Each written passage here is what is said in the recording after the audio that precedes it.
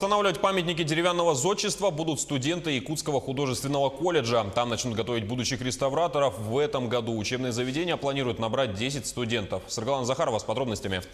Более 200 абитуриентов в этом году подали документы в Якутский художественный колледж. Традиционные направления – живопись, дизайн и прикладное искусство в этом году дополнила новая специальность – реставрация. Студентов будут готовить на базе практически своего будущего работодателя.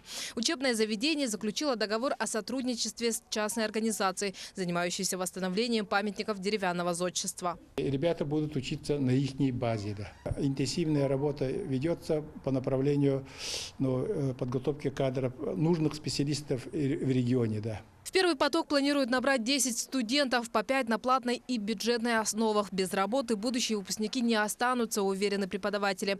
Только в республике порядка 2000 объектов деревянного зодчества, которым необходимо вмешательство реставраторов. Пришли абитуриенты, в основном уже готовые мастера, есть такие именитые фамилии. У нас очень много старых деревянных зданий, которые можно оставить как наше наследие. Есть среди будущих реставраторов и те, кто решил кардинально поменять свою сферу деятельности. К таким относится и Александр Антипин. Первый диплом получил по специальности электромонтажник, но по профессии так и не устроился на работу. Теперь решил заняться тем, к чему душа лежит больше. Мне ближе черчение, рисование. Но я всю жизнь рисую сам, самоучка. А так нигде профессии никакой не было у меня. Сам, продвигаюсь. И решил поступить. Может, попробую.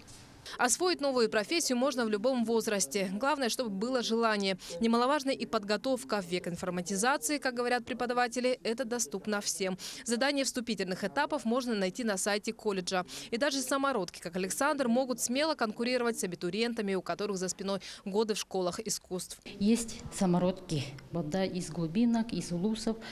Мы идем навстречу таким ребятам. Они всегда... из улусов, например, там из маленьких поселков нету там художественных школ. Нету, никто с ними не занимается, но у ребенка есть от природы талант. Теперь перед абитуриентами последний решающий этап. Реставраторам, как и другим прикладникам, предстоит проявить себя в лепке. Но второе задание. Вместо орнамента они должны будут сдать черчение. Кто справится со всеми заданиями и поступит в учебное заведение, станет известно уже 17 августа.